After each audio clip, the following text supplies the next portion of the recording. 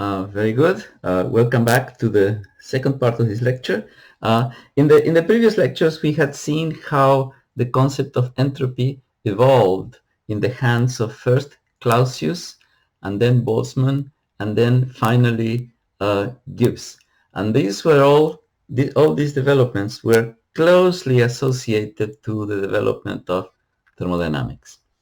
What I want to do in the next few lectures is discuss a development of entropy that came much later.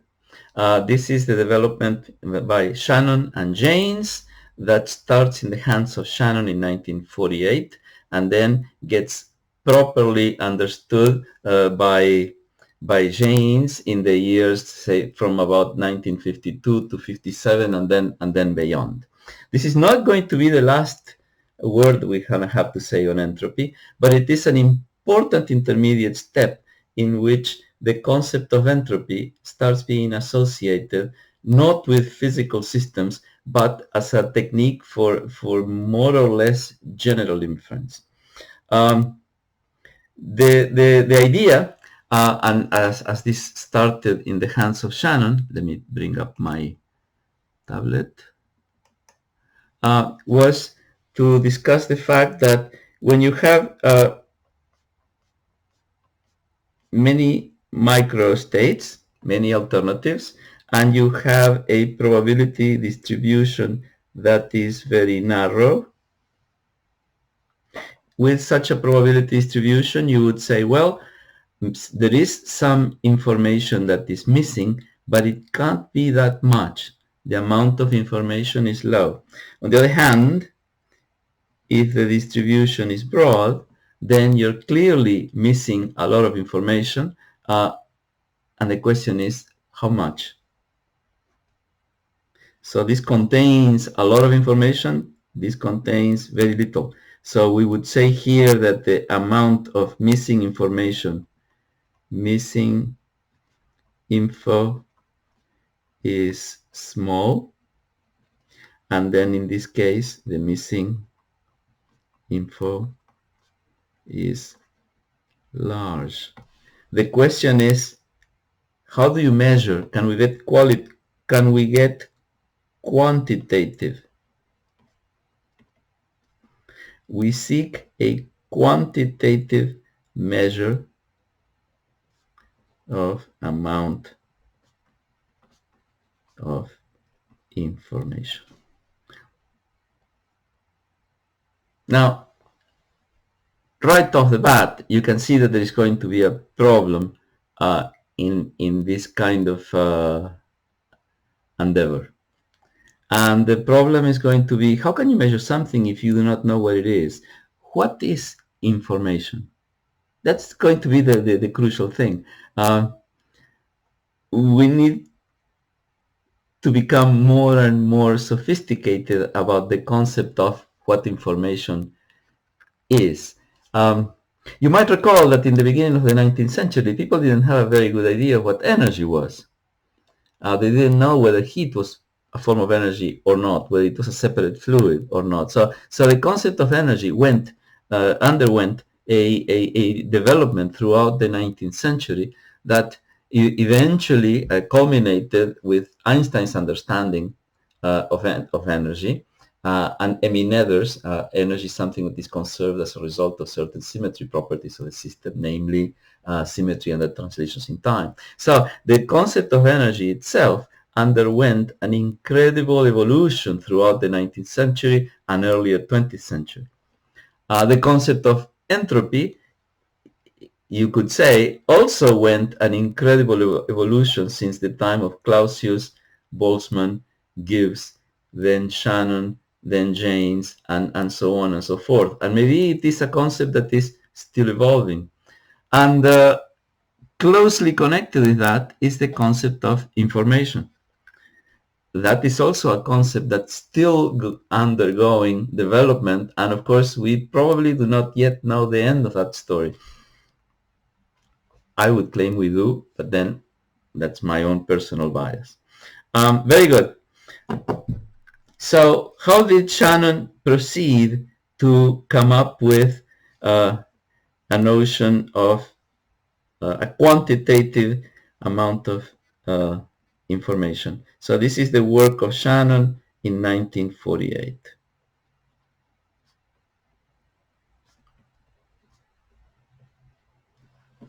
Some background, Shannon was working, he was an engineer, and he was working the problem of communications. He wanted to develop a mathematical theory of communication. That's what his work was called. He wanted to characterize quantitatively the capacity of communication channels. He wanted to know how many messages could you send? What's the bandwidth you need to send them? What are the degrading effects of noise? Will you be able to recover a message at the receiving end if there was noise along the way? So that was his interest. And the interesting problem that then he was actually trying to figure out is, I do not know what message is going to be sent. I only have probabilities for those messages, and I need to figure out what is the amount of information that is missing that will allow me to nail one of these microstates. I need a quantitative measure of the amount of information. Very good. He came up with that formula. The story goes is that he came up with a formula. The formula is the following. I'll write it down. So this is Shannon. The formula is something like pi I log pi. And you probably recognize immediately that it is the same formula that Gibbs had written earlier. Gibbs had written something like this. This is a cell in phase space, D3nx, D3np, f, but this is the distribution function in phase space, log f. So the formulas are exactly the same. When confronted with that, Shannon apparently, so the story goes, asked von Neumann, what should I call it? And von Neumann said, well, you should call it entropy, because after all, the formula is already known in statistical mechanics. And since nobody really understands what entropy is, every time you use the term entropy in an argument, you're going to win. So call it entropy and proceed. That's the story.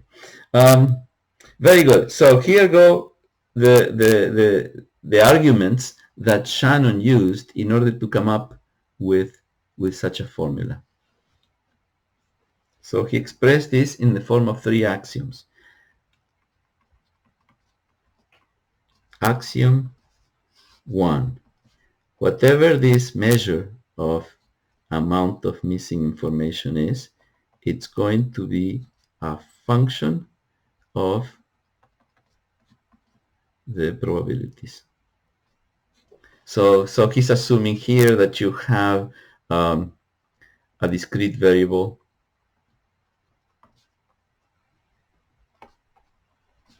I, 1 through n. You assign probabilities. The probability is going to be pi. And you're going to assume that this function S is continuous, differentiable, nicely behaved, blah, blah, blah, all of those things. It's a nice function. Now, this seems, at least so far as this axiom goes, it appears to be very general. You can, yes, and it is. But notice what I didn't say. What was said here is that it depends on the probabilities, but it also says it depends on nothing else. Shannon was concerned, Shannon's problem was to assign a probability. If the problem had been different, if the problem had been to update from a prior QI to a posterior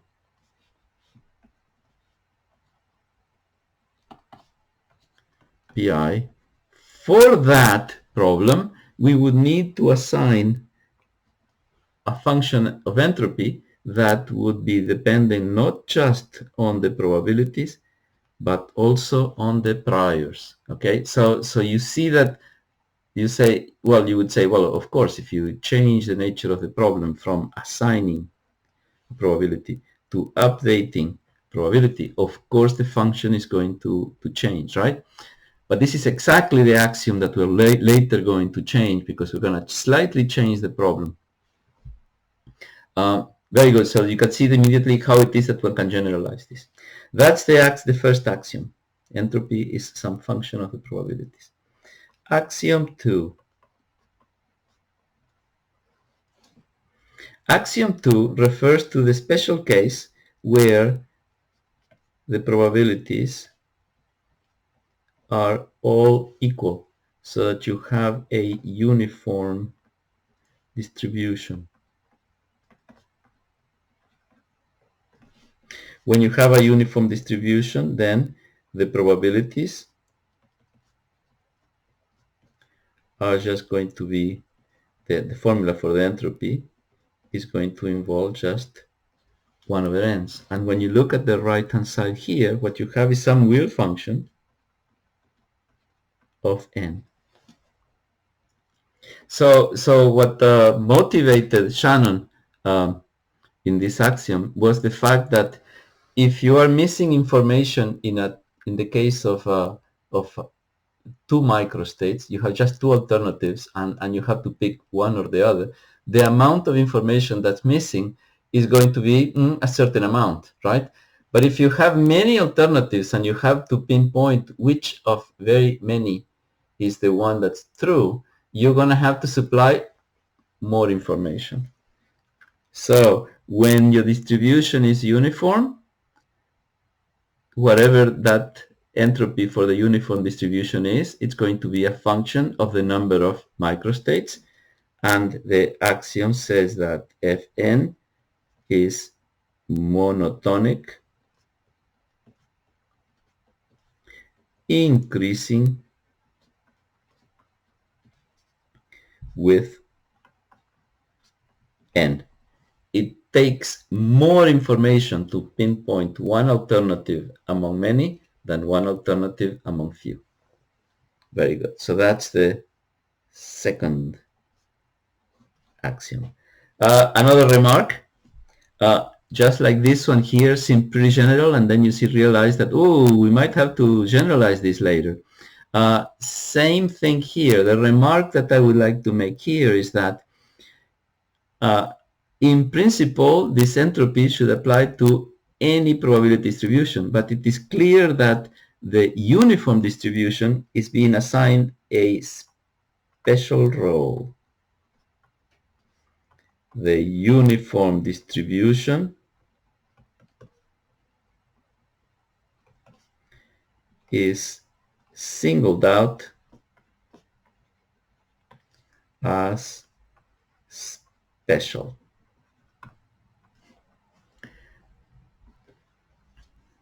As we're going to see later when we do the problem of updating, neither the prior nor the posterior, there is no distribution that's being assigned, singled out as special.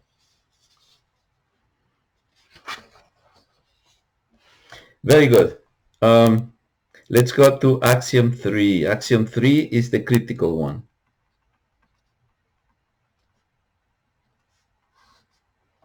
So this is called the grouping axiom.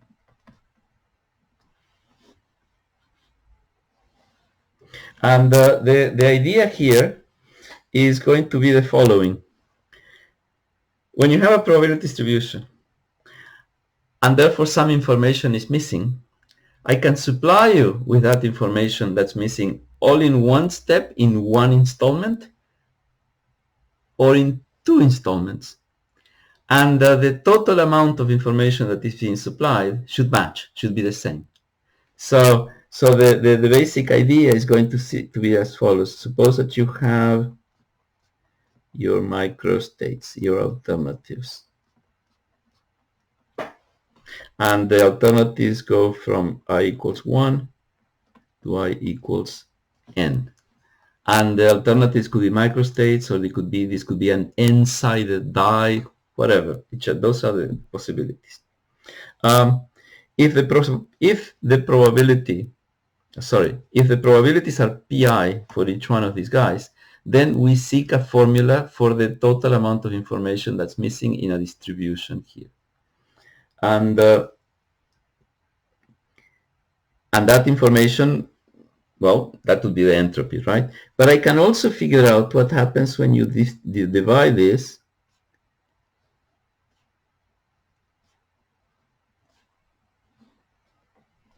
things like that. You see, I divided this into groups, and the groups are all of different sizes. And so we have here group 1, and we have group 2, and you keep going, and you have here group n. And so this says is that if the probability of each one of these is pi, then what is the probability of each one of these groups? Well, the probability of the group is going to be the sum of the probabilities within the group. You sum over all i's within that particular group. You see, this is the sum rule. It's either in this one or in that one. Then you sum the two, right? If you have more, you sum over more. So it's a sum rule. Very good. So now you say if the information is supplied in one installment, so that you have the information over the whole distribution, and you supply the information that singles one in one installment, info supplied in one step, that's going to be the information, the entropy of the probability little p. But if the information is supplied in two steps, I first tell you this is the particular group. So in two steps,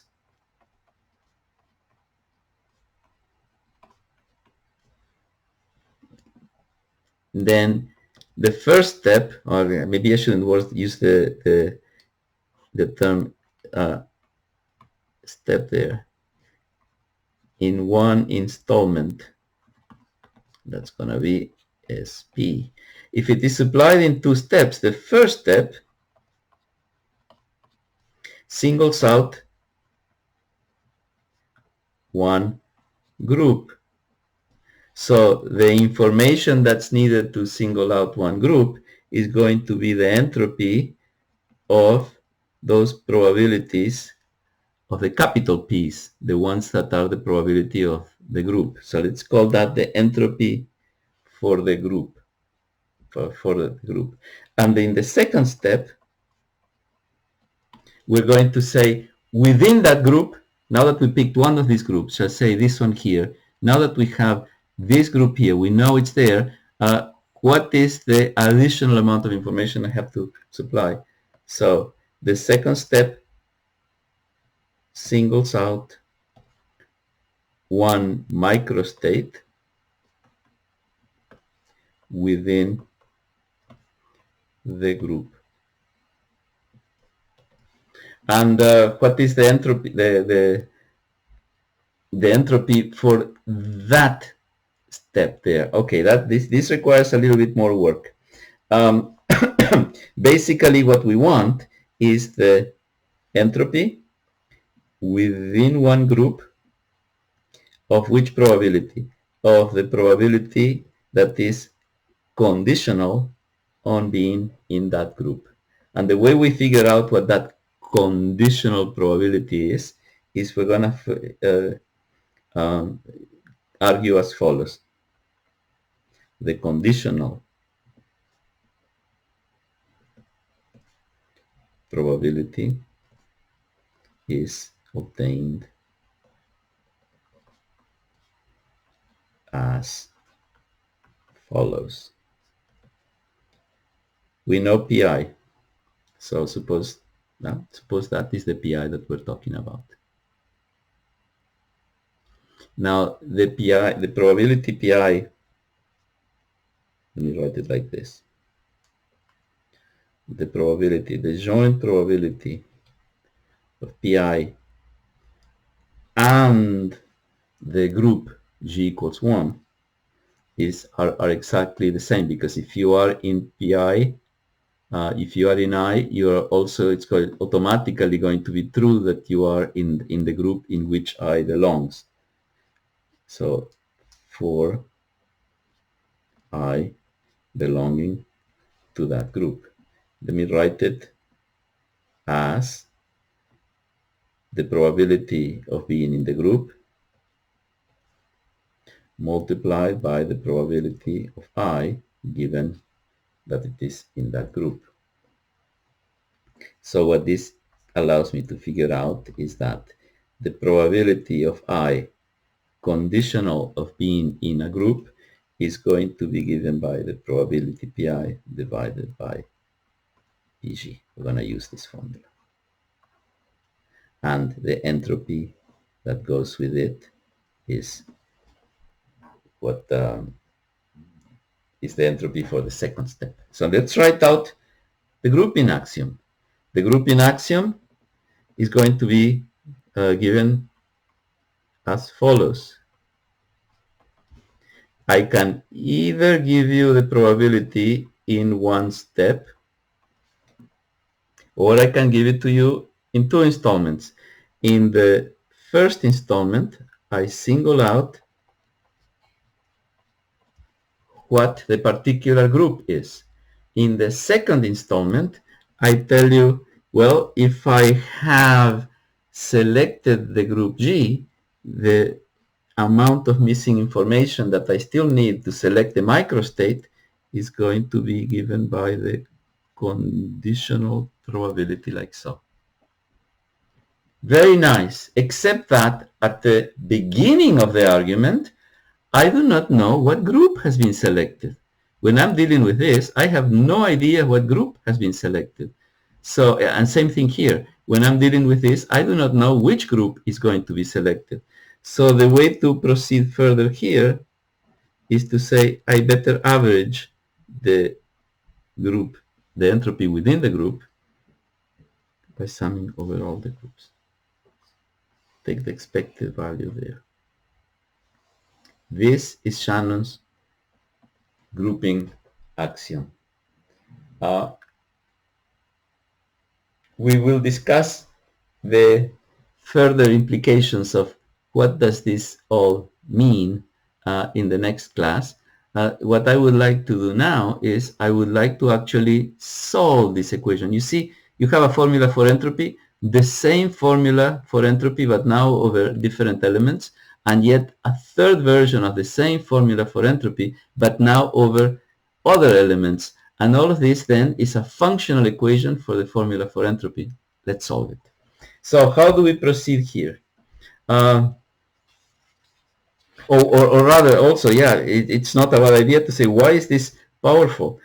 So this is a functional equation for S for anyone, okay, for S. How do we solve it? That's what comes next. But is it at all possible to solve? We only have three axioms. The axiom that we have here, the grouping axiom, is very powerful because the grouping axiom is powerful because it applies to all possible choices of the groups that we have here. Here I have picked groups that are, some are larger, some are smaller, they're all different sizes. Well, I could have picked a single group. I could have divided this into two groups, into three groups, into four groups, all of the same size, all of the different sizes. So this applies, this formula here, the grouping axiom, is powerful because it applies, is meant to apply to all possible groupings. So this is not just one condition, it's many conditions. Uh, very good. So we're going to solve this functional equation in 2 steps. Solution in 2 steps. Step 1. We're going to consider a special case. The special case is one in which the little p's, the probabilities of the microstates, are all equal to each other. And the groups are all of the same size. So the groups G are all of the same size M. So what this means is that if you have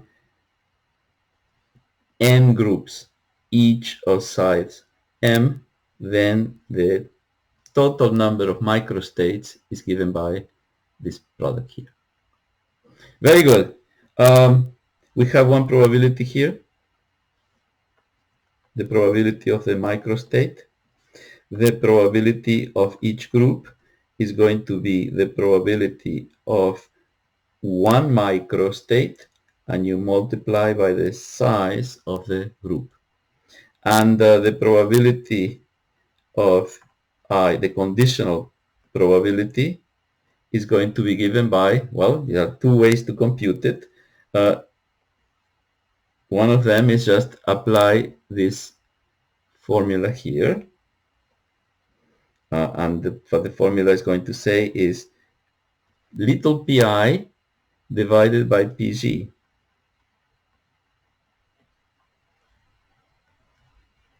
which is 1 over m.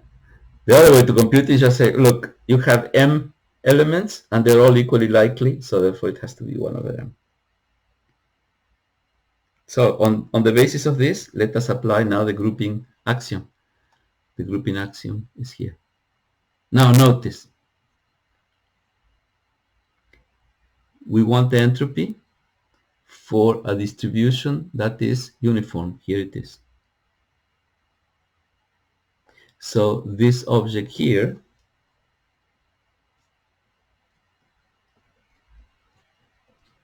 is going to be f of n. Next, the entropy that provides the amount of missing information in selecting one of the groups. That entropy, this p here, is also uniform. There is no g floating around here. All the little groups, all the groups g have the same. And so what we're going to have is that this is also an f. In fact, since n is mn, that probability is 1 over n. And so the entropy here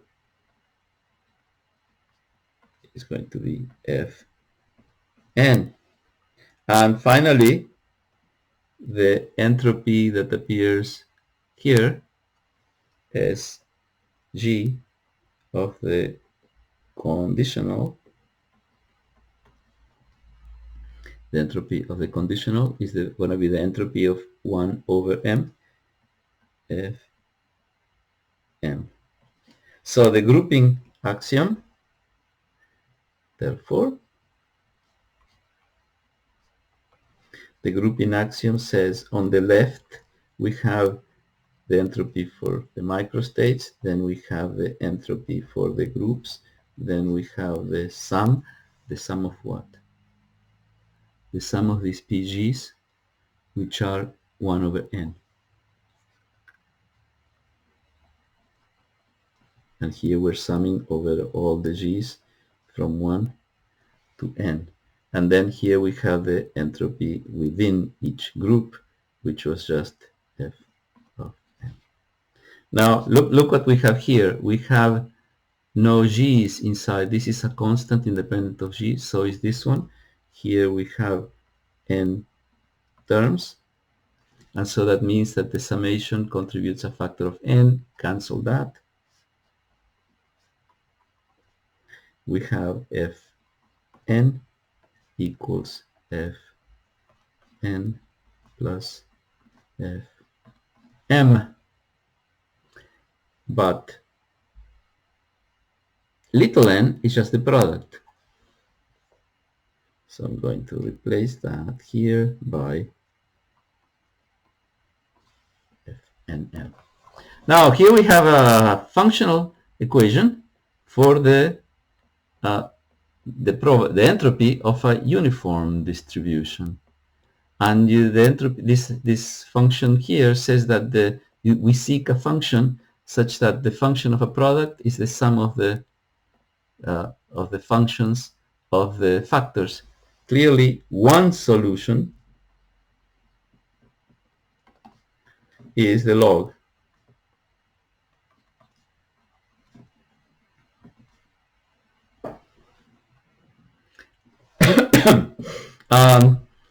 Clearly, we can multiply by a constant. So it's an undetermined constant. It's also true that this would work for log in any base. You could have it in log base e, base 10, base 2, whatever base you want. And that, of course, is just amounts to changing the constant in front, so you don't get any further freedom from that. But this is one solution. And it turns out that there are other solutions to this functional equation. However, the other solutions are ruled out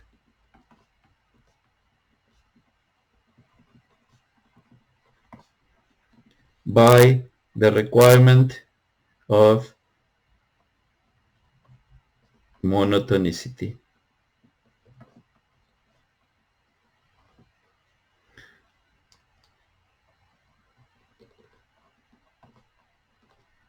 I'm not going to prove that.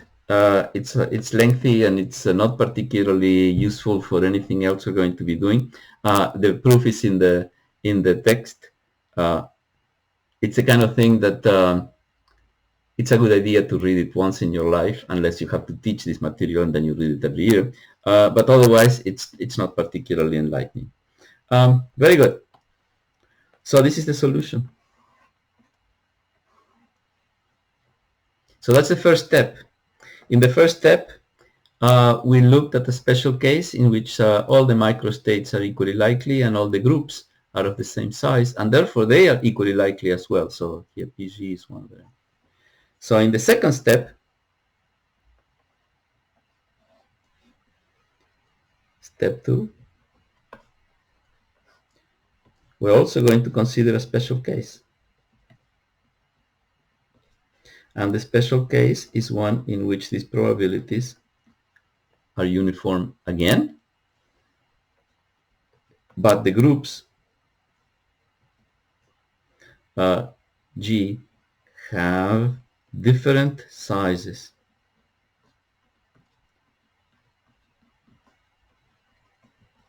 The size is going to be different.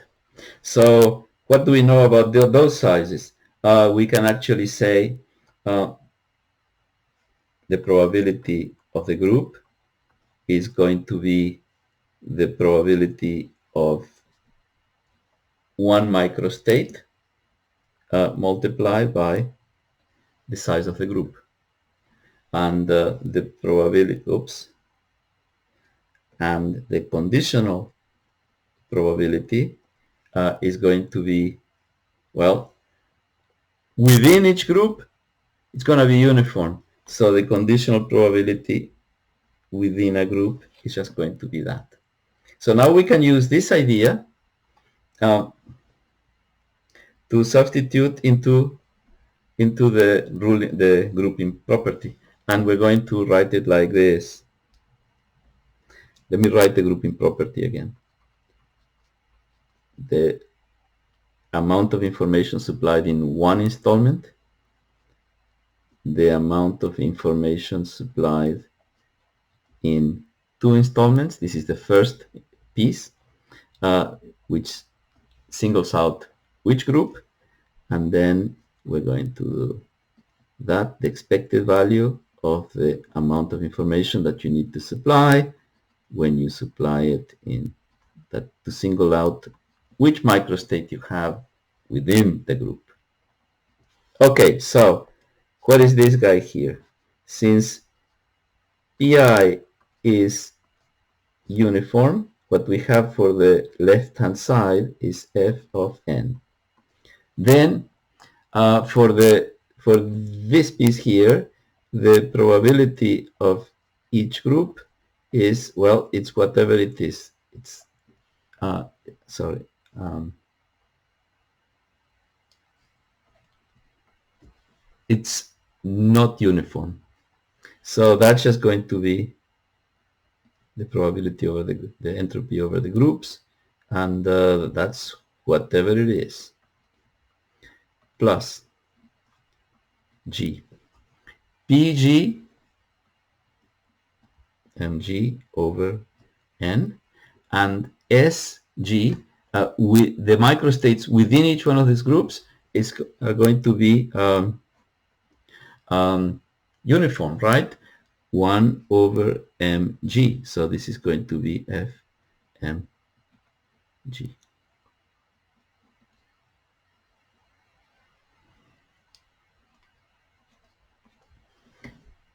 So this probability here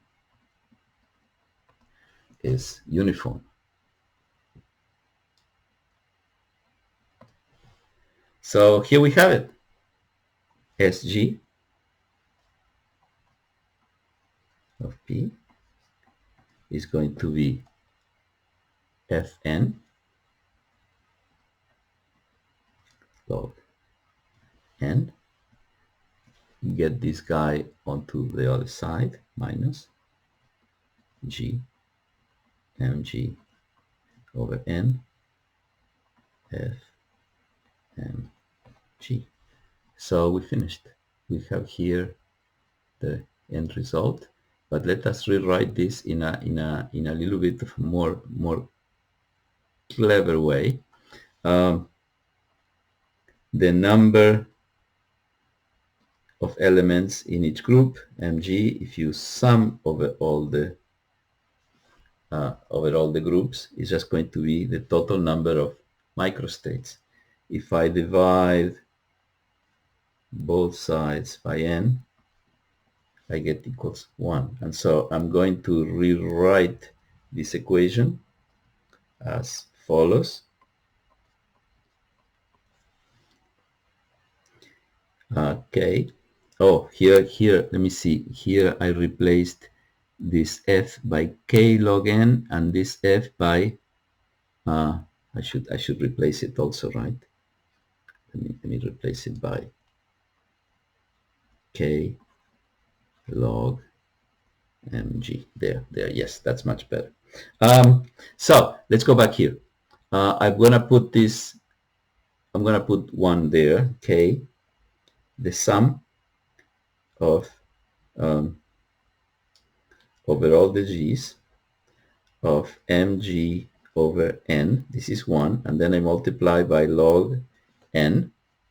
That's the first piece. I'm summing over g, so this is just 1.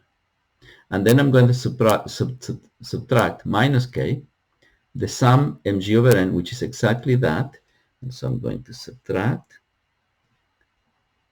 log mg. And so at this stage of the game, what we have is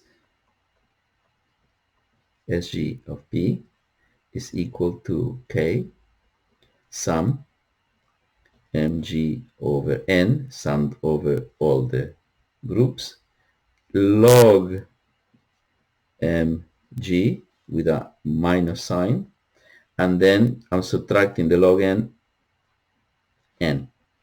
And you recognize immediately that these guys here are the same as those guys there. So what we have here is that the entropy of a probability distribution for arbitrary probabilities, because I didn't tell you what the size of the groups is. This is like for any size, valid for any size of group, is going to be given by minus k, the sum over g's of pg log pg. Or, since this is supposed to work for any groups, any n's, any m's, any, completely general, the probability p minus k sum over I pi log pi.